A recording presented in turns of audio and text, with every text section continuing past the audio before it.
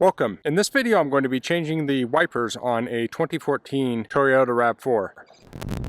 So if you need to change the rear wiper, I'll put a link below to a video I have on that. On this one I'll be changing the driver's and passenger window, but I'll just demonstrate one side because it's the same on both sides. I'll be using these Rain-X wipers, and if you want to purchase some of these, I'll put a link below, and if you use that link, it helps me out a little bit and doesn't cost you anything extra. So I'll be using a 26-inch and a 16-inch wiper.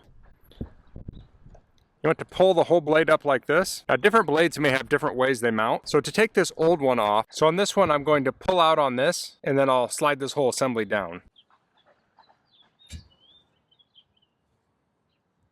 Now I've straightened the blade back out and I'll just kind of wiggle it to pull it off.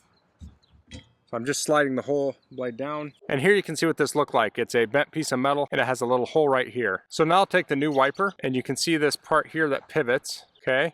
You can see the little clip end here I'm pointing to with my pinky. I want to slide the opposite end over the metal, or in the metal. So I've just slid that in like this, and then I'll pull up on the blade until it clicks. It's very easy. Clicks right in, and now that's ready to go. So I can lower that back down, and then I can go ahead and do the same thing on the other side. It may be a little trickier because it's inboard a ways, but it's the same procedure. So that's how to replace a wiper blade on a 2014 Toyota RAV4. That's all I'm going to cover in this video. If you have any questions, please leave them in the comments. If you like this video, please click like. If you haven't subscribed to my channel, I'd appreciate if you could do that. And thanks for watching. Until next time, goodbye.